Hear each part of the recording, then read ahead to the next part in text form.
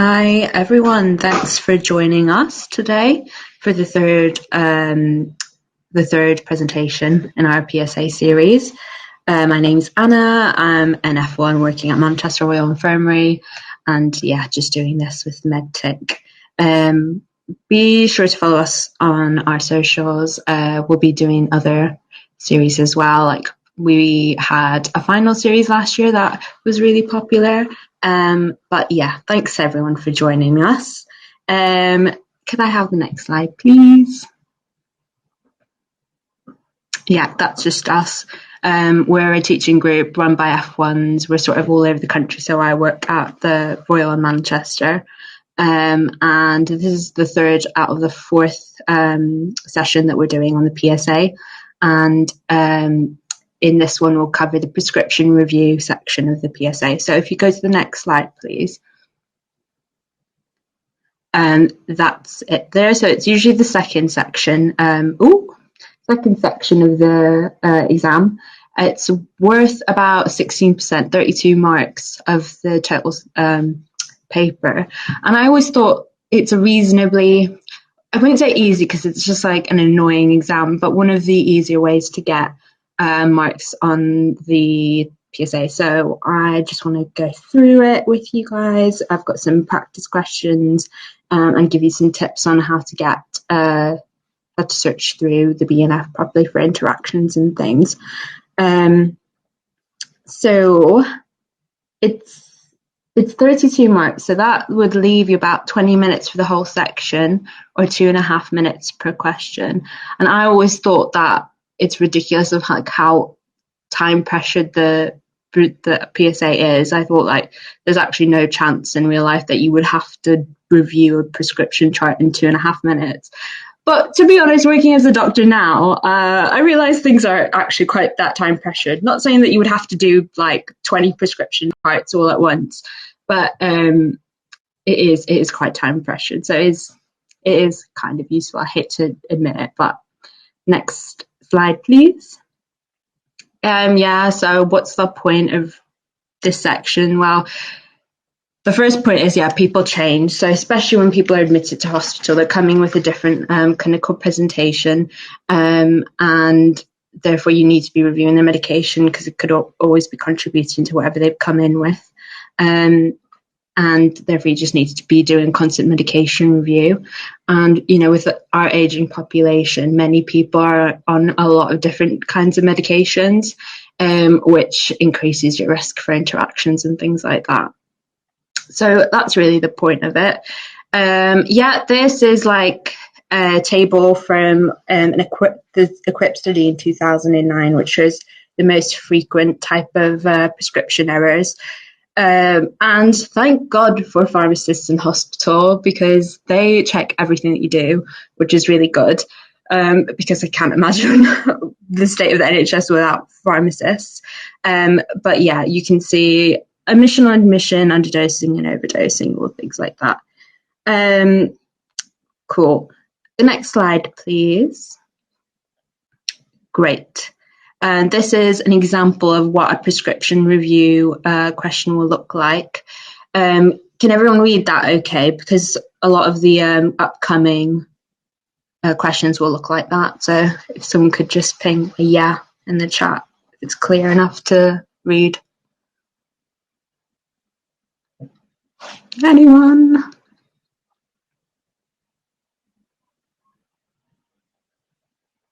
Great. Brilliant.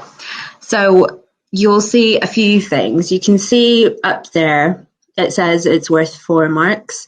That's usually 2 marks for question A and then 2 marks for question B. So I'll go through some things that you should really pay attention to. So the first thing is the case presentation, which will usually have the age, the sex and the symptoms of the patient, and they could all be clues as to what's happening. Oh, you're answering. I mean, it wasn't a practice question.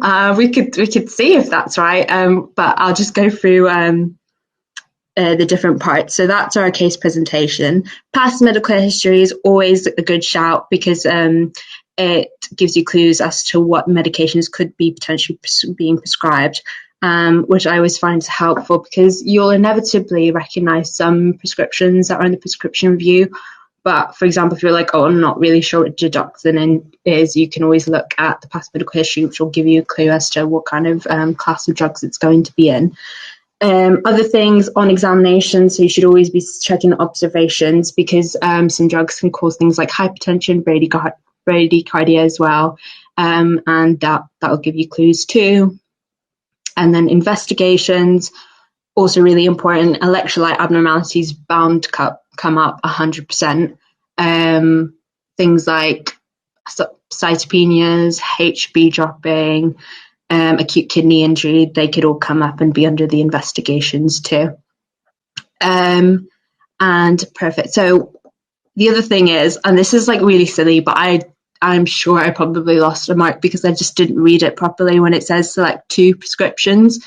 So you just make sure you're taking the amount of things it's asking you to. So for A, you'll need to be doing 2 prescriptions. Sorry, I put my laptop in. And B, 2 as well. Great. In terms of what could come up, it could be things like dosing errors. So another thing you should really be checking is not only the dose, but the frequency, because the dose might be right, but if you're taking it like amlodipine and it's written twice daily, that's not correct. So just pay particular attention to that as well. The route as well, but they're less likely to catch you out with a route. It's most likely going to be a dose and a frequency thing. Cool, next slide, please. Yeah, so I've just listed some things that are likely to come up in the prescription review section. So drug interactions, so we'll go through how we're going to check for interactions during prescription review, and my friend Vicky's going to go through that as well, on how to check it on Medicines Complete, because she's more familiar with that. Obviously, serious dosing errors, suboptimal prescriptions, so things like prescribing senna in the morning instead of night, obviously not great for an obvious reason, and drug contraindications and common drugs which causes side effects too. Great, next slide please. So I want everyone, if you can, to just take a minute, find this page on the BNF. So if you just type in BNF and Appendix 1, it used to be in the paper BNF. Now, I don't know. Someone said last week that you're not allowed to use paper BNF in the PSA, and I've honestly not got an answer for that, or if anyone else knows if you are allowed to use the paper BNF, because this is a page that wasn't on the electronic BNF last year, but it is now. So if everyone could please bring up this page, it gives you a really good overview of which common drugs cause hypernatremia, which common drugs cause hepatotoxicity, nephrotoxicity, which drugs have an anticoagulant effect, and which drugs cause hypertension. Has anyone heard of this sort of page before? Oh, brilliant. Someone's posted it in the chat. Great. Yeah, just have a little click, come back. I really want people to soak it in.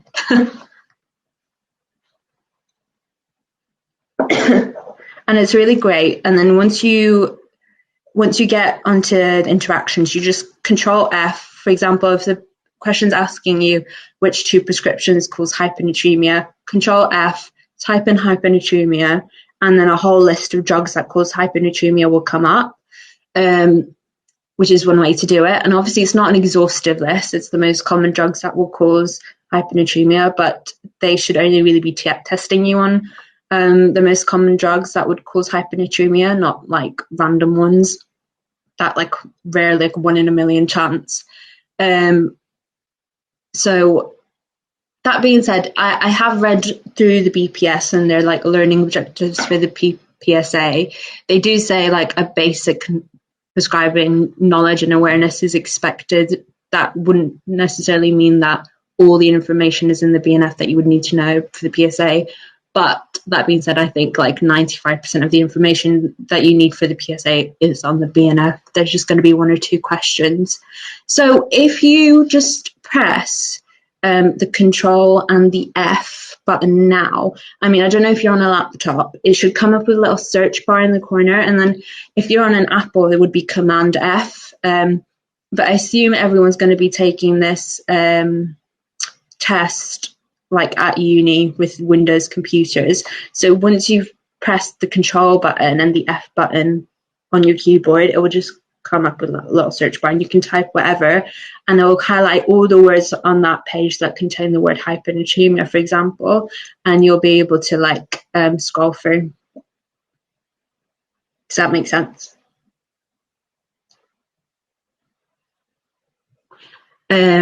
We can go through the next slide though. I hope everyone's found that okay. And then, yeah, Vicky will just talk us through. Hi, yeah, my name is Vicky, not William. I'm part of the MedTech committee as well. I'm just coming on literally just briefly for this slide, as I found this so helpful for this section, just because I think the thing with this section is it's not actually, you know, I don't think it's like the trickiest section, but I think what is tricky is that there's so many drugs to like check and to see if they're interacting that it's quite hard to do under the time pressure.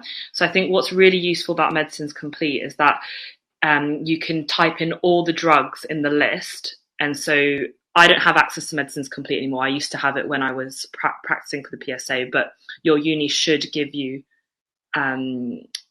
oh, apparently you can't use. Okay, well, okay, if you are, then it was honestly so helpful and I did use it, but really sorry if you can't use it.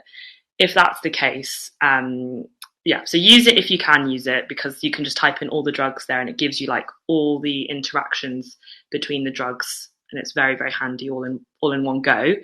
Otherwise, you should be able to have access to Medicines Complete though for the PSA exam. It's a bit strange that your uni didn't give you access to it, because it's an option to use in the PSA exam. But yeah, so basically use it if you can. If not, the BNF does have an interactions checker. It's just a lot slower. So you have to click on the like one drug that you want, go onto the interaction page, and you have to probably Control F to find the other drugs that interact with it. So you can't put it all into the same search bar, if that makes sense, which is obviously a lot quicker if you can do that on Medicines Complete. In real life, when you have the BNF, the app is great. You can actually do this exact same thing on the app. It's just not on the computer version for some reason. I've not found a way to do it on the computer with the BNF so far, as like it is in Medicines Complete. Okay, I've got a question here. Once you type in all the drug names, which you just literally just click search. Like I think, sorry, in the screenshot there.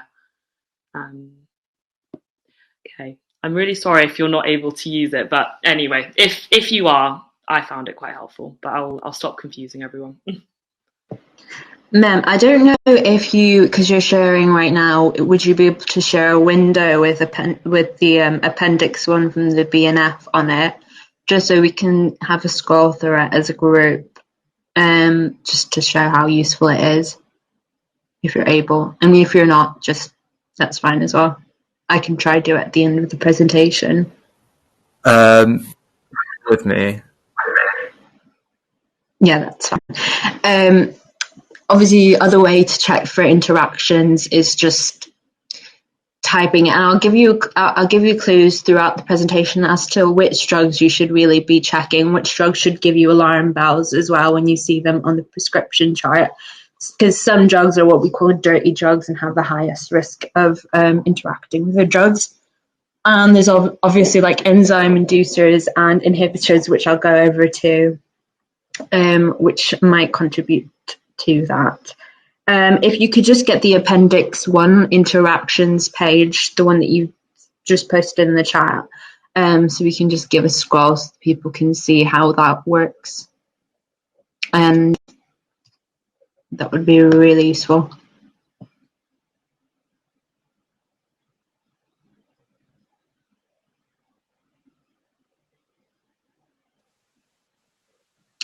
Perfect. Great. Yeah. So just, yeah, scroll all the way down. The first bit is really not that interesting. But then it gets into these like drugs that can cause hepatotoxicity. it'll say keep scrolling. Nephrotoxicity, anticoagulant effects, and honestly it's good revision material as well, so if you want to get familiar with these tables you can as well before you sit the PSA. And then I don't know if you're able to do the control F maybe so people can see what that looks like. Yeah, perfect. So I assume you're like MEMS, just type clopidogrel. So every time clopidogrel is on the page, he'll be able to scroll through each instance. So we can see it has an antiplatelet effect. If we scroll to the next one, maybe all the way down, what else does it do?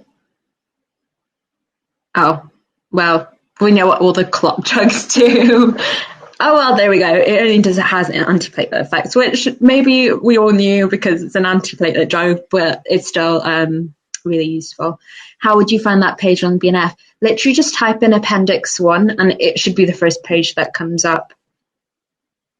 Is that okay? Cool. Shall we go back to the slides? So it's question time. So I'm going to give everyone 2.5 minutes per question like you would get in the exam. Just make sure you write down your answers. We've not got a poll function, which is a bit annoying, but go grab some paper and a pen, or you can just do it on your notes app on your phone, however you want to do it. I'll give everyone a minute and then we can just get into the questions, if that sounds good. And what I'll do is, can you just search it into Google? No, the only thing you're allowed to have access to during the PSA is the BNF or Meds Complete. So that's why it's so useful to know how to use the BNF and be aware of these useful pages within the BNF. If you scroll up in the chat, we've listed a really good list of important pages in the BNF as well.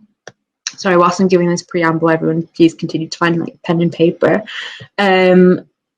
And we can grab that and share it. And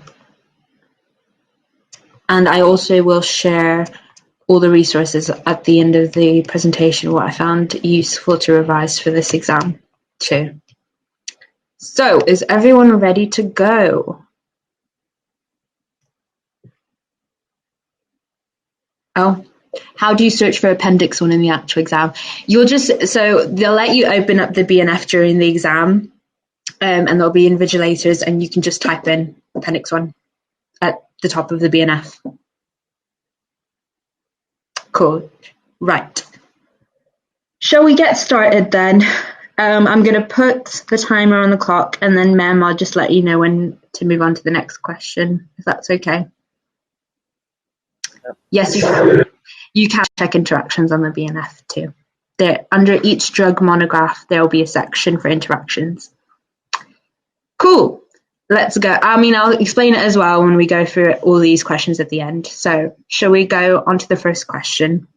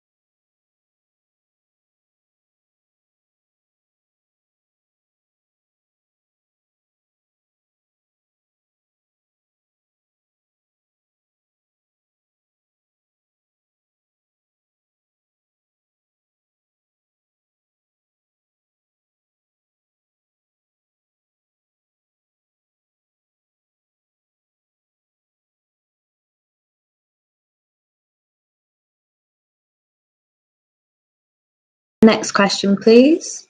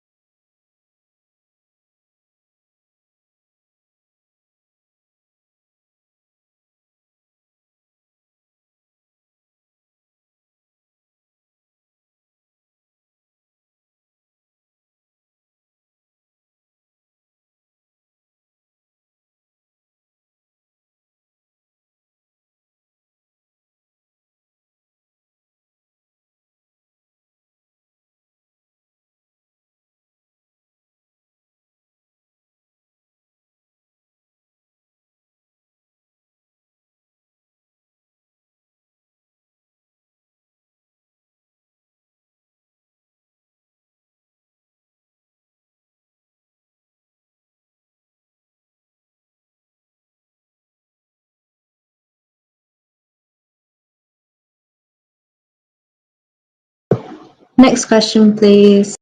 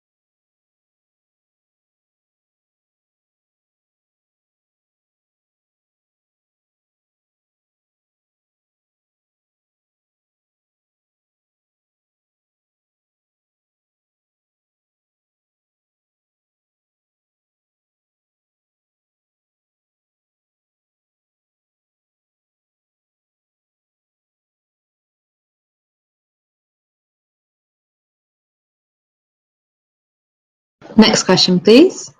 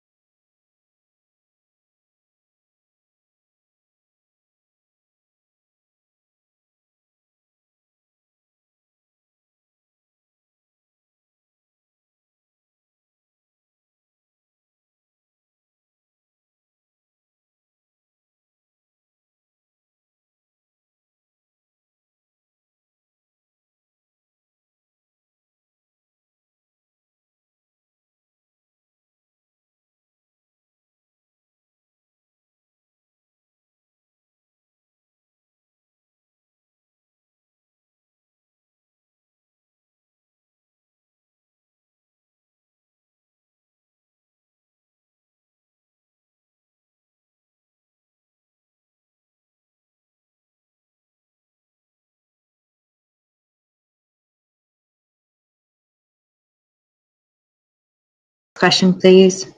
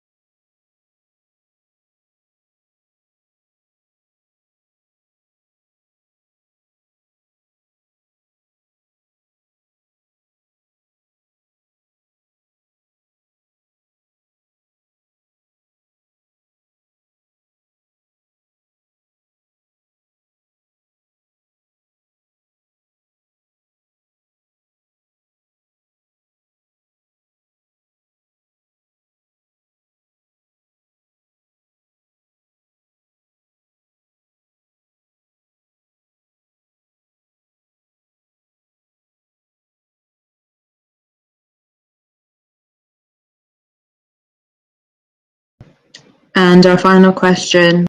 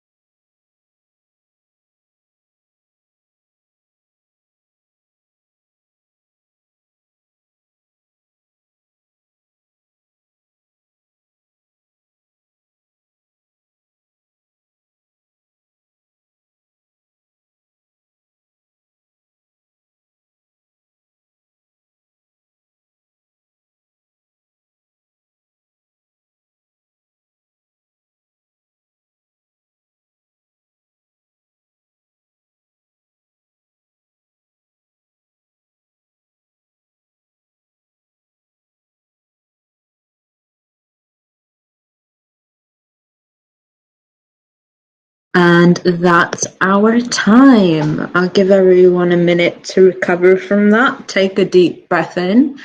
And then we'll just move on to the answers. And I'll give everyone a minute.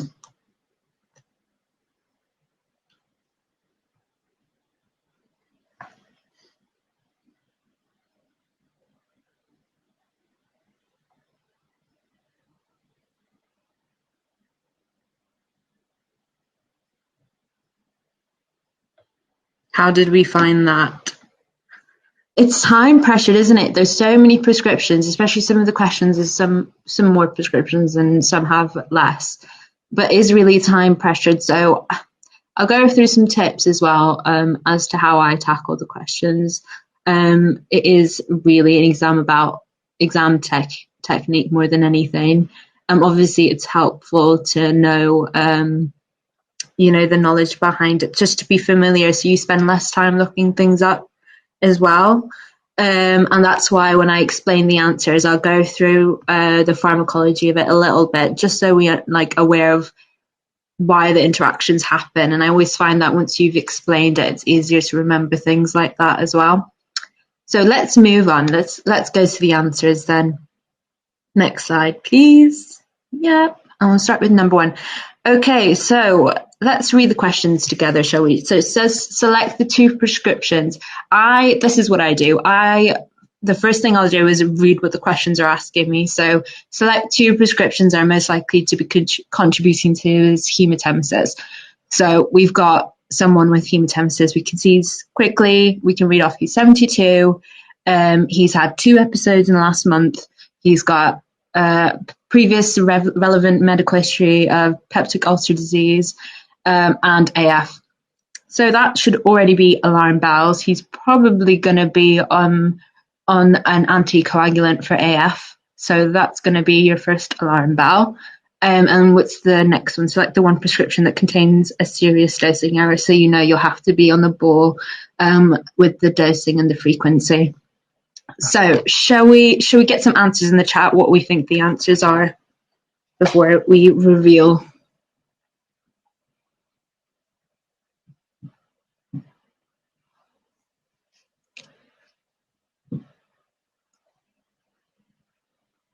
Someone be brave, put something in the chat.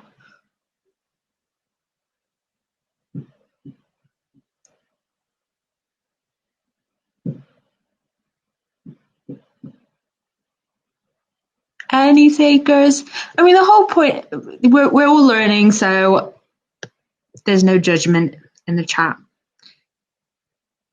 at all. We've got interesting. So we're agreeing on the warfarin for sure. Shall we? And B, have we got anything for B as well?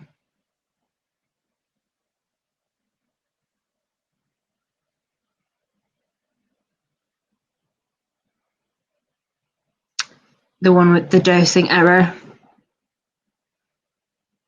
I feel like I was a bit mean with this question, I'm not gonna lie. But the dosing error, but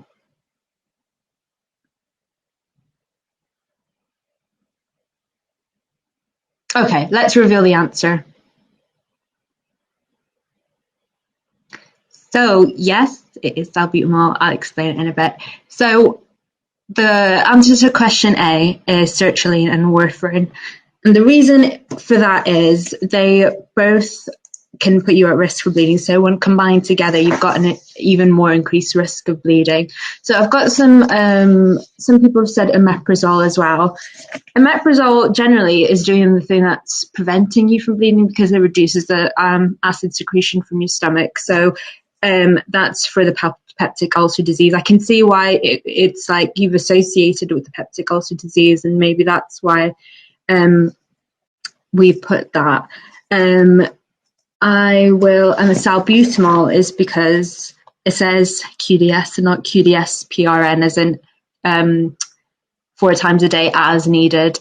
Because from this prescription, it looks like he should be taking the salbutamol inhaler regardless of his symptoms 4 times a day, which would precipitate you to probably hyperkalemia, and probably would also cause you to be probably tachycardic as well throughout the day. So your blue inhaler, salbutamol inhaler, should only be used as a reliever inhaler, so when you've got symptoms. So shall we just press next, and then I can show you on the BNF how I found this. So the first thing is,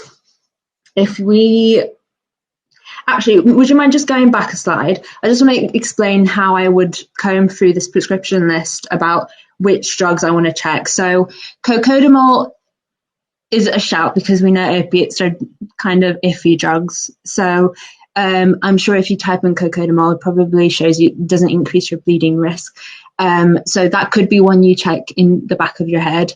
Warfarin, just always check warfarin. It's just a terrible drug. It interacts with honestly absolutely everything. So I'd always be checking warfarin, and generally check any CNS drugs. So that includes sertraline, obviously.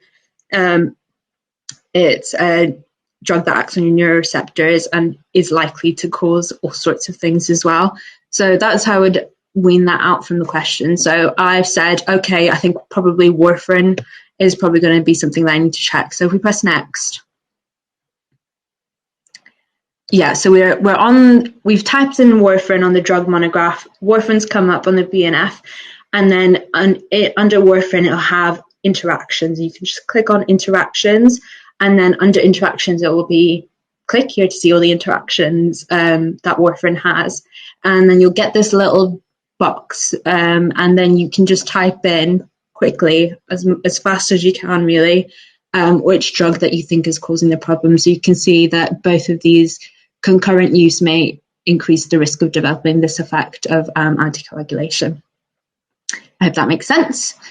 Yeah, great. That is question 1 done. So if we move on to question 2, and this one was about renal impairment and hypoglycemia. Both questions have come up on all these practice questions that I was doing that are put out by the British Pharmacological Society. So these are symptoms that usually come up on the prescription review. So have we got answers for A, first of all, in the chat?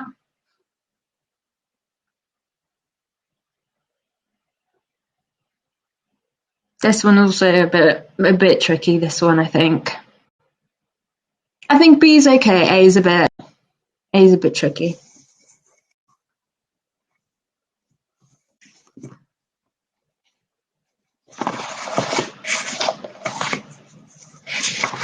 Oh, we've lost the slide.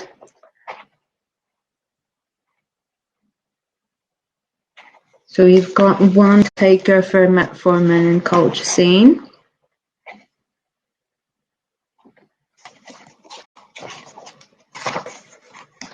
Were we less sure about this question, maybe?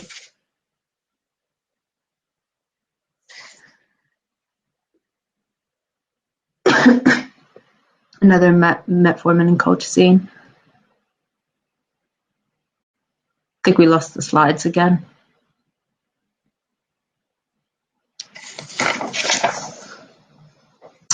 We're on question 2.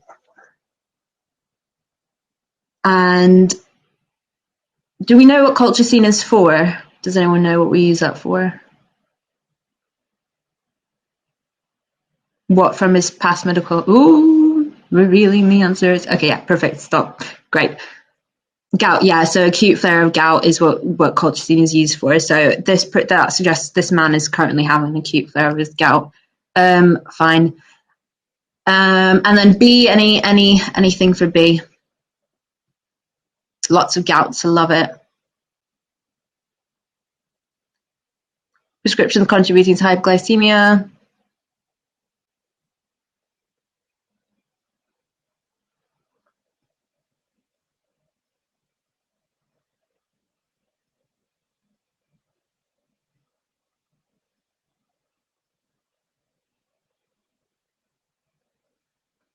Fabulous. We've got little endocrinologists in the chat. Love to see it. Okay, shall we reveal the answers? So I can completely see why you would put metformin for this answer, because it's always a drug that you hear about to stop an AKI. And it's like one of the damn drugs, isn't it? So, but the reason we stop it in AKI is not because it usually causes renal injury. It's because it contributes to lactic acidosis, which can worsen AKI, especially when someone's unwell, and that's the reason why we stop it. So the actual answer is clarithromycin and colchicine.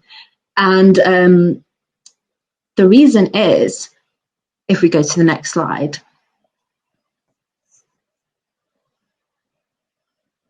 next slide, please. Clarithromycin is what we call an enzyme inducer. So we've got the CYP3A4 enzyme in our body, and that enzyme is responsible for the metabolysis of 50% of all medication. So it's a very important enzyme system. And some drugs are either inducers or inhibitors of the drug. So that means they can, if a drug is metabolized by CYP3A4, as in it's a substrate of that enzyme, it can either be rapidly broken down by an inducer, or it could either stay in the body for way too long, which would be an inhibitor. And macrolides, as in clarithromycin, very famously an enzyme inducer. And I will go through at the end like which ones are inducers and which ones are inhibitors, but I think the main thing is, if you get familiar of the drugs that are either enzyme inducers or inhibitors, you know they're the problem drugs and they're the ones you need to be looking up in the exam, and that just cuts away all the nonsense. Like, you don't have to be looking through every drug now. You know that's, oh, I remember seeing that on some list somewhere, that's probably the drug that's causing the issue. So the reason it's clarithromycin is because it's an inducer. It rapidly accumulates the metabolite products of colchicine, and that's what contributes to the renal impairment, if that makes sense. So we can see that this side effects bit is from the colchicine drug monograph on the BNF, and you can see it can cause kidney injury and renal impairment, and especially in people with already have renal impairment. And I'm sure that I put in the case that the guy had CKD stage 2, so he'd be more prone to that side effect. I hope that makes sense. And then, yeah, you can just go on the interactions check and you can see that colchicine and clarithromycin interact too. Great. If we can move on, please, next slide. Yeah, and then this one, so I'm really glad to see no one put metformin. So we've got some anti-diabetic drugs which do cause hypoglycemia and some that don't. And famously, sulfonylureas like glycoside do cause hypoglycemia.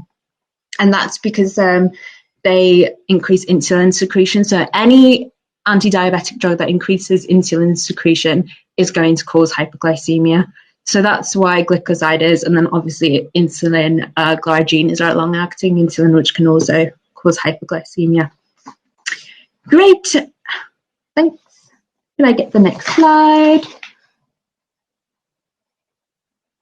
So this would actually be a 2-mark question. I just honestly couldn't really think of a second question that could go along with this, so that's why it's 2 marks. I thought let's give a little break in the middle of the question. So what do we think?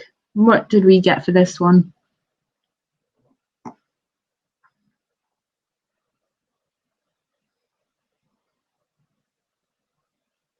Two prescriptions that have precipitated this fall.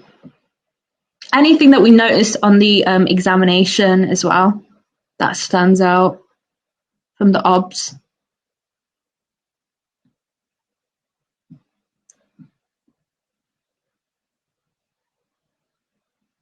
Lots of atenolols and rapamels. Yes, yeah, she's definitely bad, isn't she? Is there anything else that you might expect from this patient? Fabulous. Mona's on it. She's saying heart block and hypertension. Yeah, we would probably expect hypertension. Should we press next? So yeah, great. It is atenolol and verapamil. That's because when they're co-administered, they will be negatively inotropic, chronotropic. It will just send your blood pressure right down to your boots. It will slow your heart rate right the way down. It will have an effect on the AVN node as well, so will really result in complete heart block usually. I'm seeing dapagliflozin. I mean, I don't think that there is an interaction between them. I will double check now. Do we know why we're using dapagliflozin in this lady? I mean, I haven't put that she's got diabetes.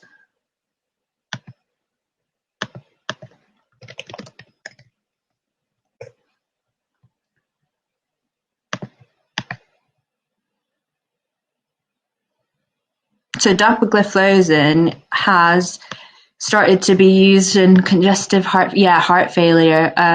That's because you can think that dapagliflozin is an SGLT2 inhibitor. So what it does, it means that you just basically pee out all your glucose, which results in a lower HbA1c and lower general blood glucose. But because obviously glucose is leaving the blood into the collecting system, water will follow by osmosis, so that means you're offloading a lot of urine. It works as a diuretic basically, so it can be really helpful. And usually they say diuretics aren't they don't improve mortality, but I think SGLT2s actually have been proven to contribute to lessening mortality in those with heart failure. Okay, yeah, perfect. Thanks for looking at that, Hannah.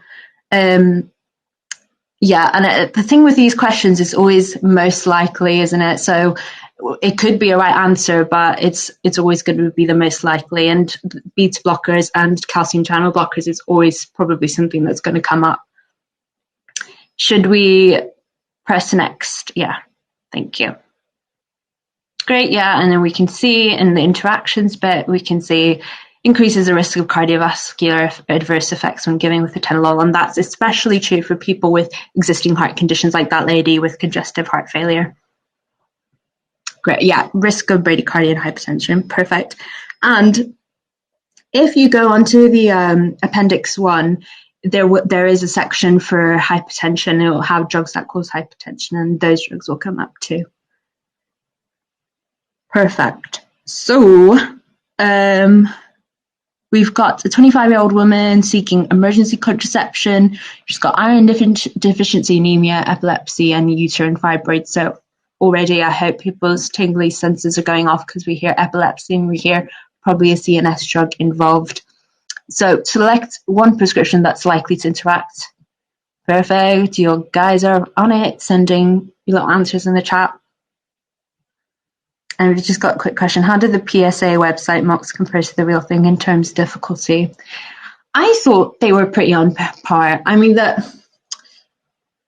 think it was difficult, but you have to remember the pass rate is about 60%. So you don't have to get everything right. Like, even if you got, what is it? It's 8 questions. You got 5 of them right. and you got 8 of them, the other 3 completely wrong, you'd still be okay, if you know what I mean. You don't have to get every single thing right, which is, I know, quite difficult to hear as a med student because you want to do as best you can, but 60% I think is a reasonable pass mark, and I don't actually know anyone who failed it, so that's always good. So yeah, we've got carbamazepine and paracetamol. Should we press next? You're absolutely right. Absolutely. And you're already doing the MG, you're already doing the hard work by coming here and doing a revision session, so don't be too hard on yourself. Yeah, so carbamazepine, again, is part of the CYP 3A4 system, so it's an inducer of drugs. So hormonal contraception, they're substrates of the CYP3A4 system. So carbamazepine actually reduces the efficacy of hormonal contraception, and that's also something that comes up often, so I thought worth going through. And then can we see why the paracetamol is the one with the dosing error? This one was also a bit sneaky, I'm not going to lie. Yeah, exactly, over 4 grams in 24 hours. So it's not technically wrong, is it? You can take paracetamol 4-hourly, but nowhere in that prescription does it say a maximum of 4 grams in 24 hours, and therefore it can lead to a dosing error. So on this kind of, if you see 4-hourly, make sure you just realize that that's more than 4 grams in 24 hours, which is sort of the limit and can lead to accumulation and potentially paracetamol toxicity. A lot of patients actually do come in because they just chronically take paracetamol and they end up with like paracetamol levels of like 50 just because they always take paracetamol. Cool. If we could press next. So this one, you might be like, well, how would I find that? So you'd have to go into the treatment summary for contraceptives. So there's a nice little link path there at the top. It says nice BLF treatment summaries contraceptives. It's a lovely little page for your OSCEs as well. There's prescribing stations, and it just it lets you know about the contraception interactions as well. So if we press next. Yeah, perfect. So it applies to both. So I never know how to say that one. I think it's, let's say, I just know it as LO1. The LO1 drug, elapristol acetate, and levonorgestrel, they both will interact with carbamazepine. So they usually say to take double the dose of the levonorgestrel, but there's no studies to say that it will be effective. So it's, I feel a bit bad for those girls with epilepsy. Yeah. Press next, please. Yeah, perfect. And this is another way you could do it. So maybe you're like, oh, so that would be a good way if you were like emergency contraception, like, I don't know which drugs you use for emergency contraception. Well, you don't even need to know because there's a specific treatment summary for contraception. But if you're like, oh, I can remember like one of the drugs that you use for emergency contraception, you will see that it interacts with both of them as well. Cool. Should we press next? Perfect. And yeah, that's just the maximal 4 grams in the day that I was talking about too. Great. Next. The feedback form might need to be released. If that could be released by anyone who's co-hosting with me. I don't think a lot of prescribing contraception comes up, but the HRT certainly does come up in the other sections, and that will be covered next week, I'm sure, especially contraceptives and HRT, but it's not really something we focus on this section. So what do we think? What do we think of this one?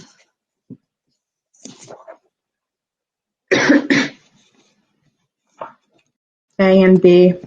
So this one says 3 medications, and it can be up to 3. It wouldn't really be anything past 3 because I just think it'll be difficult to come up with 4 drugs that will do the same thing. Be a bit overkill.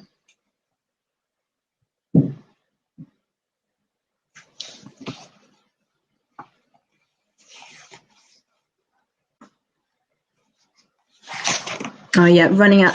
It's difficult, isn't it? I'm sure that constipation is one of the sections on Appendix 1, so it might be worth next time to just like get to the constipation section, which is where we want to be, isn't it? The Appendix 1, and see how many drugs come up on that list, instead of like going through each separate drug, if you know what I mean. And that's why I think like definitely go have a look at Appendix 1 after this and try and get familiar with all the different sections. Oh, bless you. Okay, I'm sorry about that. I hope that me explaining which drugs cause constipation will just stick in your mind. That's the reason why we do this kind of thing, and it will help you in the exam. Yeah, bless you. Okay, shall we reveal the answer? Fab, yeah. So we've got clozapine. Clozapine is like one of those random drugs that you obviously like encounter things like verapamil, paracetamol, omeprazole, like they're very common drugs. So my other thing would be, if there's a drug you're not so familiar with, just keep that one in mind as one of the ones to look up. Because one of clozapine's most common side effects is constipation. It can even result in like acute bowel obstruction too in some people. We know opiates like codeine, so any opiate at all is going to cause you constipation. Codeine, C for constipation, let's just remember it that way. Oh yeah, we could do clozapine as well, like C for constipation, there we go. And ferrous fumarate often like results in like small dark hard stools as well. And in terms of Benadryl has constipation listed under common side effects too. I didn't know. I did not know that. Let me just have a look at that.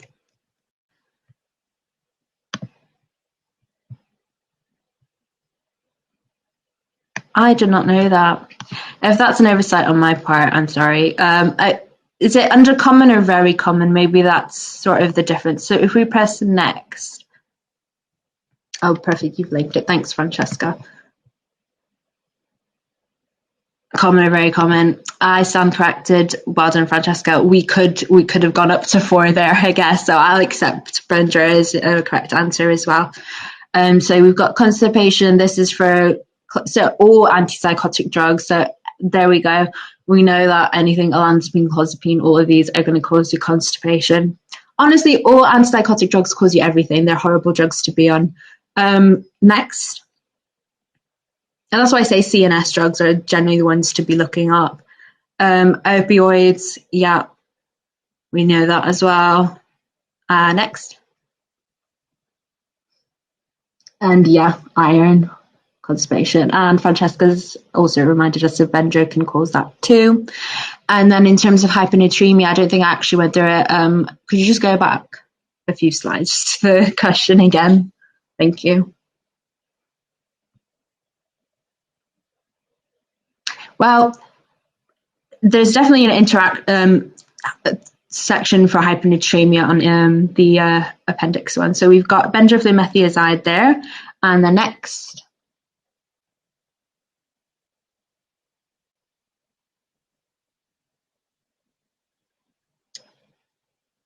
Ooh, is clozapine there? Am I blind? Clozapine is there, and omeprazole isn't. You're so right. Okay, so this is the difficulty with it. I honestly did not know clozapine caused hyponatremia, but it's literally right there. I could see that. So we could have gone 4 and 3. Omeprazole is a difficult one. So they always say omeprazoles, all the PPIs can drop your sodium. Benzoylmethiazide does that because one second, I've got it written down here. It blocks the NACL cotransporter in the distal convoluting tubule, which means that sodium's excreted out into the urine, which causes a decrease in sodium in the blood, which makes sense because we use it as an antidiuretic, we use it as a hypertensive as well, antihypertensive. So we want to get the water out to drop the blood pressure. So that's quite straightforward. I assume clozapine does this by SIDH or something like that. And omeprazole, they always say causes hyponatremia to any PPIs, but it's not listed. And the reason that this was put in was to say, like, it's not always going to be in the BNF, which is quite annoying too. But most of the time it is going to be on the BNF. And then we've got our last question. Sorry about that, guys. Yep, so we've got someone with vomiting, confusion and agitation. They've got a history of MI, Parkinson's and hypertension. What are we not prescribing them? What should be taken off that chart? And what has the dosing error?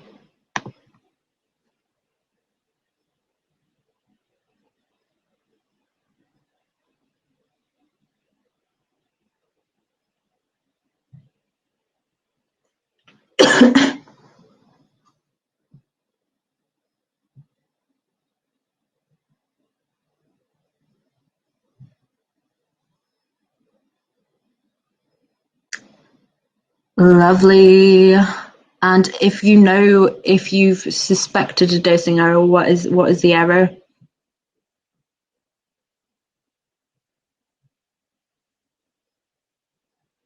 And what you guys are completely right, is metoclopramide and haloperidol. What about the history is telling you like they should not be prescribed?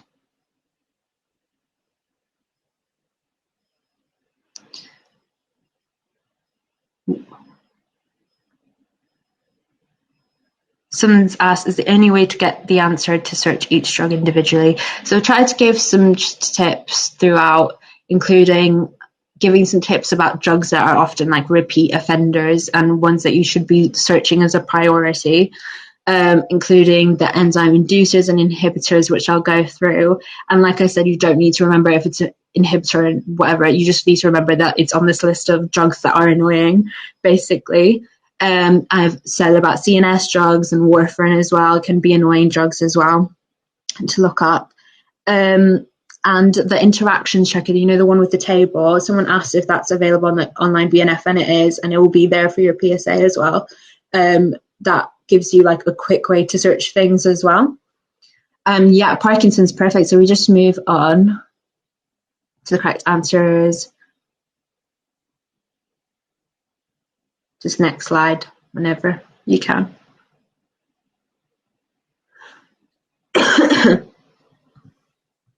Mem, I hope your internet's not crashed. Yeah, perfect.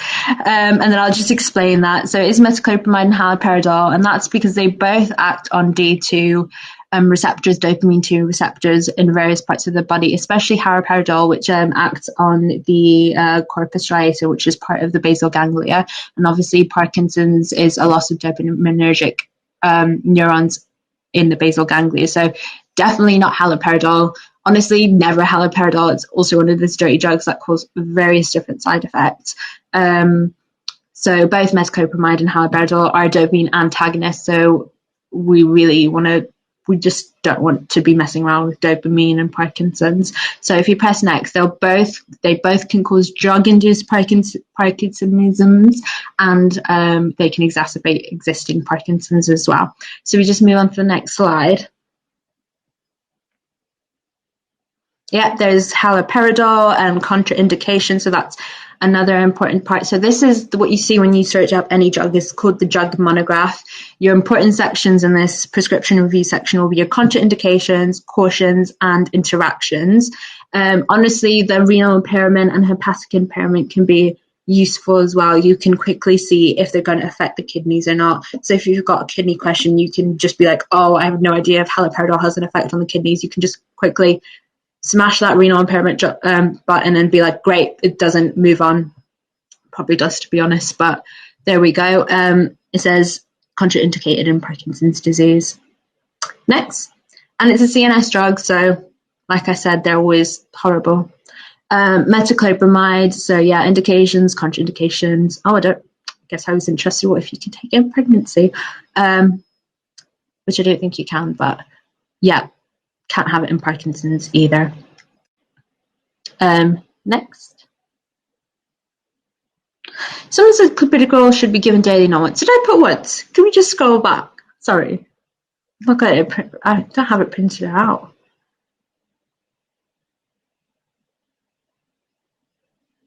Just back to the question. That is right as well. I did not notice that. That is also wrong. Should not just be given once. Fine, but it was also verapamil, because that should be, as Sophie said, divided in 2 to 3 daily doses. Having 480 milligrams 3 times a day will certainly not be great for you. But thanks for pointing that out, Stuart. Yeah, just next. I think that's all of our questions, and we've just hit about 8. I've just got like a couple more slides to go through. So if you want to take a picture of the slide, just some common drug-to-drug interactions. I just wish someone would come up with like a proper exhaustive list and we could just all remember that. But this is as close as I could get to in the past week. And it's just like something you can like use in your brain of, oh yeah, I remember saying something about NSAIDs and something about SSRIs, like, so you don't even need to know the exact interaction. If you just know like, oh yeah, I don't think they don't sound right together, then you can just prioritize them in the exam to be searching, if that makes sense.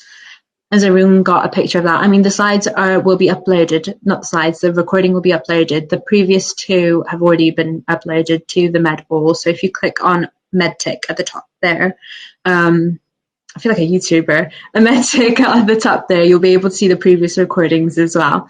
So we press next. Yeah, and this is a really good table that we could all, you could probably take a picture of as well. Press next.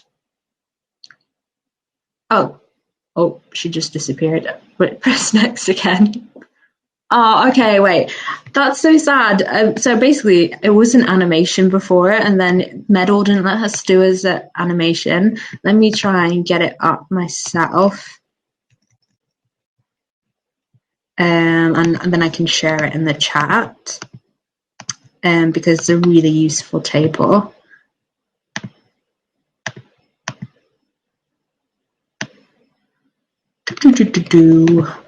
We're getting there. Do you know what? I'll upload it to our Instagram story later on today, and then everyone can go on the page, and I'll upload it there, and people can just take a screenshot. I'll put the Instagram in the chat. It is a lovely, lovely table. If we press next, sorry about lack of animations, and next again.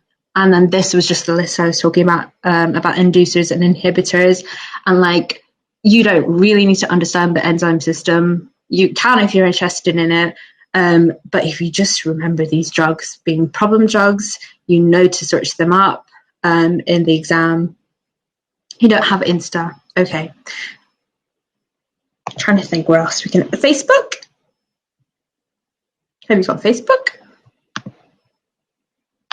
I can upload it to the Facebook. Should not be a problem. Or I can share my screen at the end of this. It's honestly not that big of a deal. But I certainly put it on Instagram too. And I think that is everything on the slides. Was that everything, ma'am? You sort of cut out there. Yeah, I will try to actually get it up now. If you just bear with me one minute. Oh, perfect. Mem's on the case. So, guys, that is the end of the session. We've just hit 8, so great timing from me. Just give myself a pat on the back for that. Please, it would be so helpful if you could provide feedback. Oh, beautiful. We've got the table here. Oh, love it. Please, would you mind just providing some feedback? I kind of want to make more PSA questions, get sort of a question bank going. Oh, I also have this actually really good slide about recommended resources that I want to share with everyone that I use to help me pass my PSA. If we can.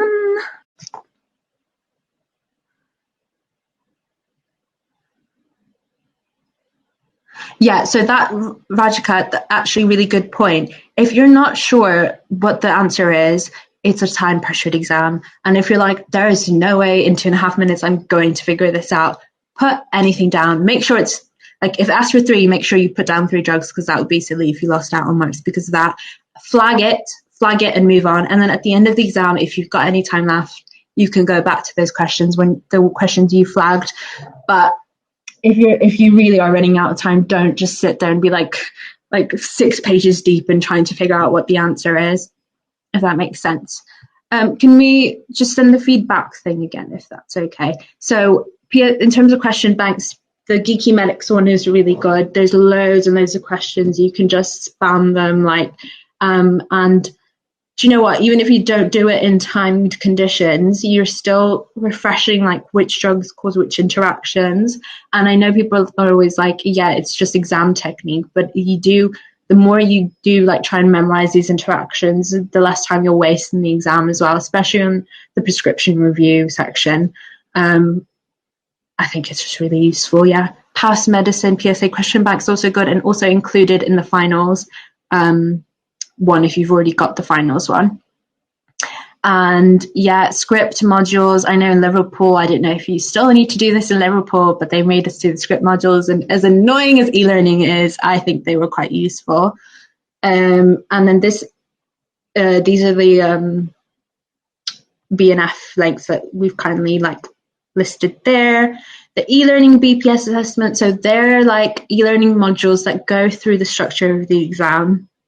They're really brief, but because it's written by the people who do the PSA, you can get quite good insight of what the exam is going to be like. And they have 3 past papers that I've mentioned before in the past. Cost £40, so it's a lot. The PSA question bank is good because it's £10 and it's so many questions. And you're honestly, if you run out, I would be so impressed. I'm sure I did 10% of it, I'm not gonna lie. And then yeah, official practice papers as well. I hope that was helpful, everyone. And I hope to see you all next week on Thursday. We'll go through everything else. So it might be a bit of a longer session, hour and a half probably. I don't want to promise an hour. But it would be really great to see as many of you as possible next week. Thanks so much.